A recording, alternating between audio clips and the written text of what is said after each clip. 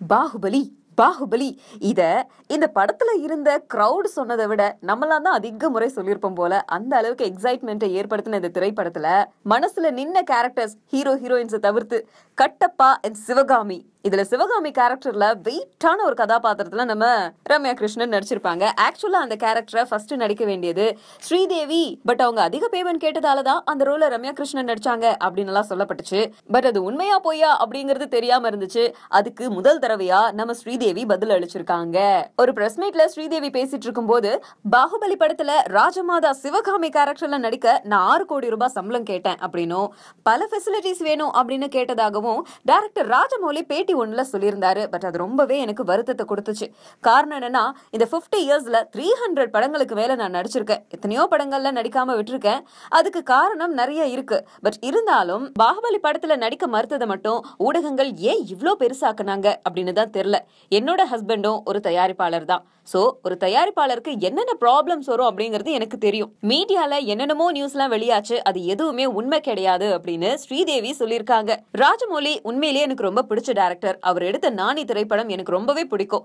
ஒருவேளை தயாரிப்பாளர் தரப்பு அவர்கிட்ட தப்பான நியூஸ் சொல்லிருக்கலாம், இல்ல கம்யூனிகேஷன் ப்ராப்ளம் வந்திருக்கலாம். ஆனா இது ஏன் இப்படி பப்ளிக் பிளேஸ்ல அவர் சொன்னாரு அப்படிங்கிறது தான் எனக்கு தெரியல. அதுலதான் எனக்கு கொஞ்சம் வருத்தம். மத்தபடி ராஜமாதாவா நான் நடிக்கிறதுக்கு மறுத்ததுக்கு இது காரணம் கிடையாது அப்படின்னு சொல்லிருக்காங்க. ஆனா உண்மையான ரீசன் என்ன அப்படிங்கறதையும் சொல்லிருக்கலாம். பாலிவுட் ஆக்ட்ரஸ்ல இருந்து நம்ம ஊர் ஆக்ட்ரஸ் வரைக்கும் எல்லாரும் ஹாலிடே வெக்கேஷன் அப்படின்னா ஃபாரின் கண்ட்ரிக்கு போறதுண்டு. இது காலகாலமா நடக்கிறது தான். ஆனா ரீசெண்டா என்ன நடந்துட்டு இருக்கு அப்படின்னா, எந்த ஹீரோயின்ஸ் வெக்கேஷனுக்கு போனாலும் பிகினி போட்டுடுறாங்க. அதையும் அவங்களோட இன்ஸ்டாகிராம், ட்விட்டர், ஃபேஸ்புக்னு போட்டுடுறாங்க. நம்ம ஆட்களும் அதை பார்த்துட்டு கமெண்ட் பண்றது, விமர்சனம் பண்றதுன்னு எக்கச்சக்கமான வேலைகளை பண்றாங்க. அந்த விமர்சனத்துல தங்கல் படத்தோட ஹீரோயின் ட்விங்கிள் கண்ணா, கஜோல், நம்ம கபாலி நாயகி ராதிகா ஆப்டே இவங்களும் வந்து பிகினி போட்டு அதை அவங்களோட சோசியல் மீடியாவில வெளியிட்டு இருந்தாங்க. அந்த வரிசையில பாலிவுட் நடிகை செலினா ஜெட்லி இப்போ பிகினி போட்டு ஒரு போட்டோ ஒன்னு வெளியிட்டு இருக்காங்க. உண்மையிலே இந்த போட்டோ பல பரபரப்பை ஏற்படுத்தும் போல இருக்கு. அவங்க வெறும் பிகினி போட்டு போட்டோ வெளியிட்டு இருந்தா பரவாயில்ல, ஆனா அவங்க பிரெக்னெண்டா இருக்காங்க. இது இவங்களுக்கு செகண்ட் பிரெக்னன்சி.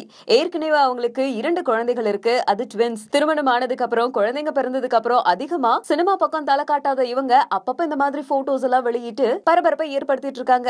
இன்னும் அரௌண்ட் என்ன பேசிக்கிறாங்க அப்படின்னா, செலினா ஜெட்லிக்கு இந்த தடவையும் ட்வின்ஸ் தான் பிறக்கும் போல இருக்கு அப்படின்னு போட்டோ பார்த்து கமெண்ட் பண்ணிட்டு இருக்காங்க. சரி, எனக்கு ஒரே சாரி டு இன்டரப்ட். உங்களுக்கு சரி இவ்வளவு வருஷமா ஜெர்னலிஸ்டா இருக்கு சினிமால, ஏதாவது ஹீரோயினோட அஃபேர்? சார் வெக்கப்படாதீங்க, சொல்லுங்க சார். யார சொல்லுங்க, எல்லாரும் கேள்வி கேக்குறேன். இல்ல எப்படி எனக்கு கேட்டா அது இல்ல, நீங்க கேட்டா nothing. He is a celebrity. Sir நீங்க இங்கிலீஷ் இவ்வளவு செமையா பேசுறீங்க. இந்த வருஷம் ஒரு ஸ்மார்ட்டா இருக்கீங்க. ஷேக் Thank you. என்ன ஏதாவது சொல்லுங்க, சும்மா சொல்லுங்க.